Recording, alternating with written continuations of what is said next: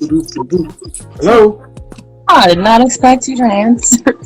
Huh? Hi, how are you? You were not expecting me to answer? No, I wasn't. Why? There's 4,000 people in here. I didn't think I'd be the one that you'd answer. I just started from the top. What do you got for me? Why do pretty women, especially over 25, feel like they can have it all? Especially entrepreneurs and professionals. That was the question. The question. Okay. Honestly, I feel like most of them can have it all. At least if they're intelligent enough and if they play their cards right. If you're pretty, you're professional, you got your shit together, you're intelligent, what can't you not have in this world? Well, how old are you? I'm 36. Okay. 36. What can't you not have? All. Well, all is also subjective, right? No, it's not really. Because see, what I don't do is I don't do this theoretical thing. Like in theory, in theory, you can jump from the ground to the roof under the right conditions. 36 years old. See, the funny thing is, if you ask a man this question, you ask most men this question, can you have it all? Without a beat, they'll say no. So why is it that men answer the question no, and women say, yeah, you can? Honestly, I can't answer that because I'm not a man. So I don't know why men say this and why women say that. I only know why I say what I say. And I know you were talking about theoretically all, but I think also when I say that all is subjective, what I mean is that when you say, why do women think they can have it all? Technically, when you say all, I'm considering all the things that would personally make me happy. Okay, well, right? Most women want everything. And here's the thing. Let's just say that's the case. But if that held true in reality, then why are women so unhappy? If women can have it all, then why aren't they living that reality? I think there are some women who are and some women who aren't. I think also some women. What percentage? I mean, because to say some women, that can mean there's 2 out of 35 out of 3 billion. I'm a very analytical person, so that's kind of blurring and deceptive language. Life is about trade-offs and choices. Trade-offs, compromises, and choices. And in the last 50 years, people began to believe they could have it all. But for the previous recorded history, people understood that you can't. What makes us so different to what women today think you can have it all, and they're not living that reality? I think also I'm listening. We're discussing things from a specific perspective and what society deems as it's all for women and men, specifically through the lens of American society, right? When women say all, generally what they're talking about is they want a man who's financially successful, loyal, good looking, certain height, certain sexual disposition. He's a poet. He's an actor. He's also an undercover spy and everything else. And no, that's in Disney. You don't get that because you can't have it all. Or it would be no more thing that make no more sense than one person trying to think they can get everything from you. Well, I also don't believe that you can get everything that you need from one individual. I think that's a fallacy that romanticism has created, that you can be completely satisfied with one person and that person satisfied. You can't have it all. No, I don't. Oh, well, from one person. Also, when you say it all, you were speaking about from a romantic part. Okay, I don't know how, I don't know if you lean more liberal or more conservative. When most people say they want it all, meaning they want the American dream. A big house, marriage, cars, kids, money, trips, travel, an ideal spouse, great sex, great friends, interesting life, you know, the fantasy. It's a fantasy for a reason. I agree with you. I agree that is a fantasy. So that's why I say like all is subjective, because for someone who's trying to feed into that specific fantasy, that is actually a fantasy. So if you're describing all as what you're saying, then you can't have it all. That is correct. Okay. However you define all, you can't have it. Unless all is just you. If all has to do with any other human being, you cannot have it all. Give you a case in point.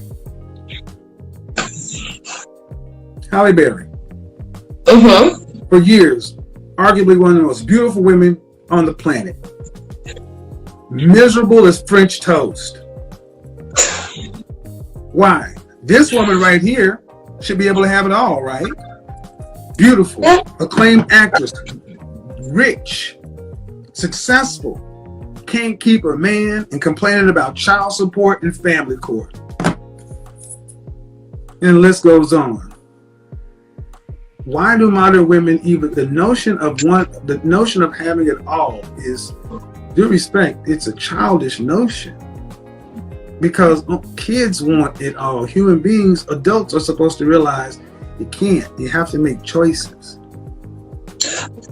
Okay, I understand what you're saying now. I guess when I say women can have it all, what I'm saying is that, and why I say it's also subjective, is when I say that I can have it all, I'm meaning the things that I desire that is going to make me happy, that are not necessarily what the American dream is, or what someone else may deem as something that is necessary for me. So you can. So do you have those now? Do you have that now?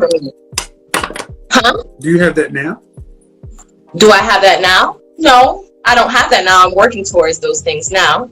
Do you want to be married ever? I'm not sure if marriage is for me or not yet. You want kids? I'm not sure if children is for me or not yet.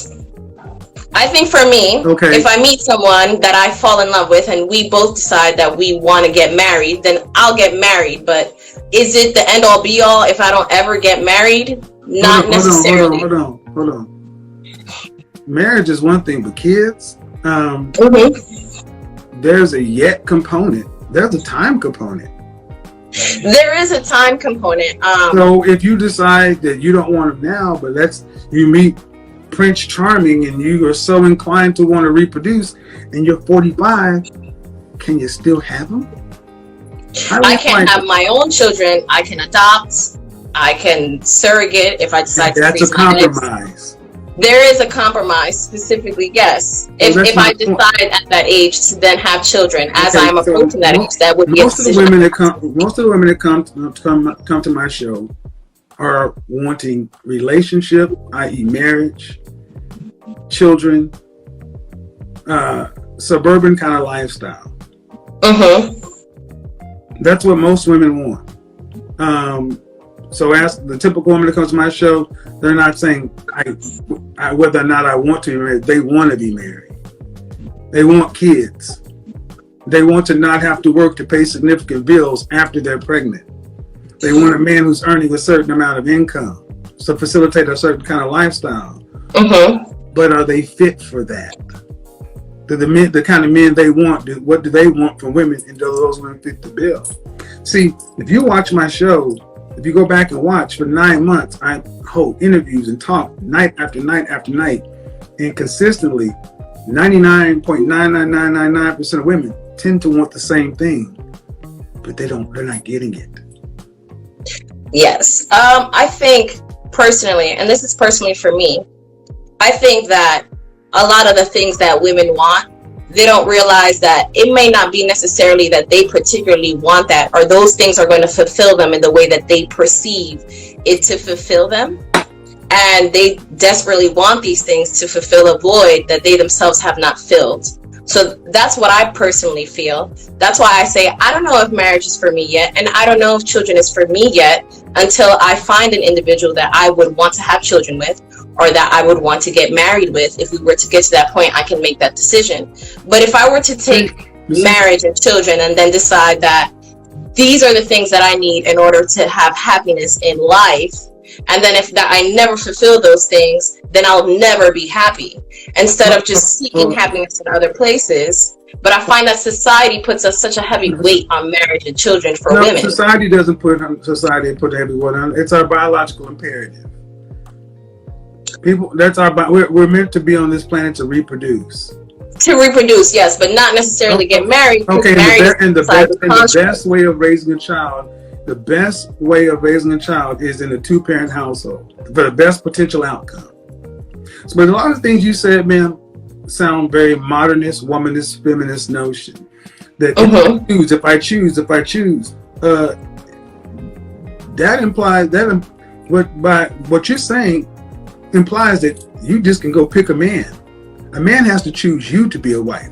It's not you just falling in love with him. He has to decide if he wants to marry you. We control access to marriage. You control access to sex and birth. We decide that. I'm not sure if I necessarily agree with that. And it may just be because I am modernist and I am feminist and all these things. I feel like two individuals choose each other. So and the part of the problem, and if you study any civilization, when they lean towards modernist, feminist, they tend to decline.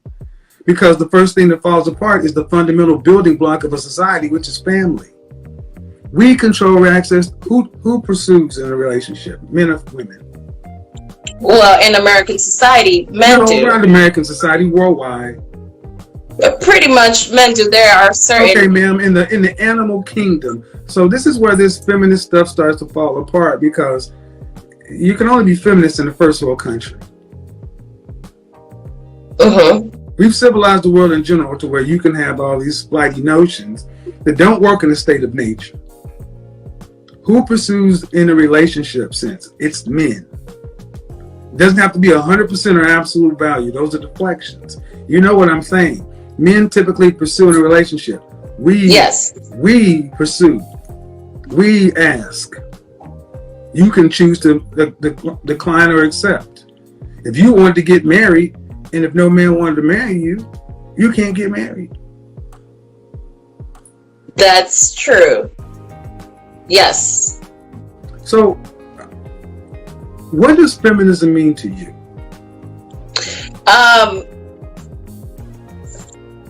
Feminism. What's the purpose of? What does it mean to you? Honestly, I wouldn't even describe myself as a feminist. I use the word because you use it to describe me, and it is. I tend to lean towards those things. So to define feminism for me is irrelevant. But what I will say is that feminism, in terms of what I feel, in terms of how I feel I am as a woman, I feel like women and men are both human beings. We just tend to be different genders. We have different essences. We are very much yin and yang in the natural sense. But because we live in a society where we've evolved mentally. So let me ask you some very simple questions. If Thanos snapped away men, could women on this planet survive to the end of their natural lives? Could they maintain the infrastructure? Could the infrastructure that's in place now, could women maintain the infrastructure to where the majority of women survive to the end of their natural lives? I feel like if Thanos did like this and all the men disappeared, women would have to then adjust to this new lifestyle. And they'd be dying. Women could be able to. Women would die for the amazing race. They would adapt. Things may change, but they would adapt. Listen. You can't. Evolution doesn't happen before nature. You don't have the physical strength to manipulate the environment to the extent that it needs to be. That's why you don't do the jobs. See, if Thanos snapped the women away, we couldn't reproduce, but we could live to the end of our lives naturally because we built the infrastructure. See, this whole notion of men and women being equal is bull. We're not equal. The male and female in any gender, in any species, the male is the larger, the more dominant, for the most part, in mammals. We don't need you. You need us. I think we need each other. No, we need each other for reproduction, not survival. And I've had this conversation over and over. You put a woman in nature by herself, she will die. My hand strength, the typical female's hand strength is 17 times less than a man. You can't manipulate the environment. It's just not possible. Physically not possible. Men can. Yes, and I understand that, but there are other ways to live. I would not necessarily need the amount of strength that a man has to survive. There are other ways to survive. You will adapt. You learn how to eat different foods. You learn how to plant. You know how to grow different types of foods. But planting requires time. All the stuff you're talking about requires time. And all the stuff you're talking about also requires protection. You need the protection that men have provided in the society. At least they allow this stuff to happen. You be out on the prairie planting, and if a man decides he wants to come along and take it, what you gonna do? You just said that men are gone. You said Thanos said gone. Okay, but we've gone through two different things. Okay. But even as this, man, okay. Feminism at its core was not about equality. It was about choice. If a woman wanted to be a housewife, that was supposed to be fine. If she wanted to work, it was fine. Now we have this notion that we're equals. We're not equals. We're not equals in any sense of the imagination. There is a definite distinction. Women need the group. Just like lionesses need the group to survive and hunt. The lion needs that. He can hunt on his own. Men can manipulate an environment by themselves and live. Women cannot. A singular female can't. And see, the fact that a woman in a pride or a commune of women can. To a certain degree. Just like a pride of lionesses can hunt effectively, but they cannot effectively take down the largest prey. Not wildebeest, water buffaloes, hippopotamuses, they can't. It requires the lion. They can't. Giraffe, they can't do it. But they can take down enough prey to survive. But they can't keep it. The hyenas take it away. But this is what I'm saying, is that I understand what you're saying. In terms of in the larger sense. But still, you're still talking about. But there have been groups in society that were women. But the thing is, ma'am, okay, listen. The reason a singular woman needs a group, and even a group of women is still insufficient to what men can do. And this is the point. This really is not even shouldn't even be a conversation, except this notion is we're trying to make men and women be equal. We are not equal. If you take away all society, all government, Book of Eli kind of stuff. You're out in the wilderness, figuring out how to hunt and grow, all that other kind of stuff. That's fine. No one, but then a roaming band of men come by. If they decide they want what you have, including you, what can you do to stop them? If the women were trained to fight, then would they not be able to fight? No. You get what I'm saying? Like they have been women warriors. Not effectively. No. Again. And what you say, women warriors. So I have 3 black belts. And I would tell you some of the best female fighters pale in comparison to even intermediates. You're physically weaker. The only way women can survive is by possibly projectile weapons if we have ammunition. But no, you're just out here. Hunter-gatherer society. You know the answer. It just, modern women tend to not like the fact that you are not equal to men physically. I agree with you. Women are not equal to men physically, but war is not just about physicality. It's about tactic. It's about intelligence. It's about using other things. You can win a war with not just physicality. Okay, show me where women have been able to survive in a group by themselves. In any time. Where? I can't quote off. I don't have a book, but there have been female societies. No, they don't. Ma'am, because what you're saying is, even you're talking about war. All right, you know what? You got all the strategy in the world. Ooh, you still gotta sleep. And see, this is what I mean. Modern women really have a problem admitting, damn, the reason I can have these modern women's notions is because men have civilized the world in general and have built a structure of government and security to where you can be right where you are, feeling safe to espouse these things. But if the men stop protecting that society, no more police, no more fire, no more government, none of that. What? You guys are out here. All right, let me pose a certain argument as well. I also find that a lot of the violence and animosity that exists in the world came from a man. And a lot of matriarchal societies have less war and have more. No, they don't. That's not true. Yeah, they do. No, okay, first of all, the wars, most conflict comes as a result of women. Most wars in the because past, of men, though. Okay, name me the matriarchal society that you're talking about that existed and thrived. Name me a matriarchal society that existed and thrived. Definitely have at some point in my life looked this up, because I was having this argument a couple of years ago, maybe like 3, 4, 5 years ago, with my friend Luz and her husband, and we were discussing this, and we were looking up different examples where we saw that a lot of matriarchal societies, specifically like in Africa. Societies where? In Africa, where they were they were much more communal. Again, this is that warrior. This is they were much more warrior princess, and there was less war. Ma'am, less war does not mean. What I find is that what it comes right down to is less war, no war. Without men, you would not. Without men, you guys would perish quickly. You need men, because even in those matriarchal societies where women, they still had men to manipulate the environment. Why is it so hard for women to just admit that we are different, and we're different for a reason? I agree that we are different. But there's an order. I agree we are different, but I don't think that. What I am disagreeing with you with is that I don't think that we can't not survive without men.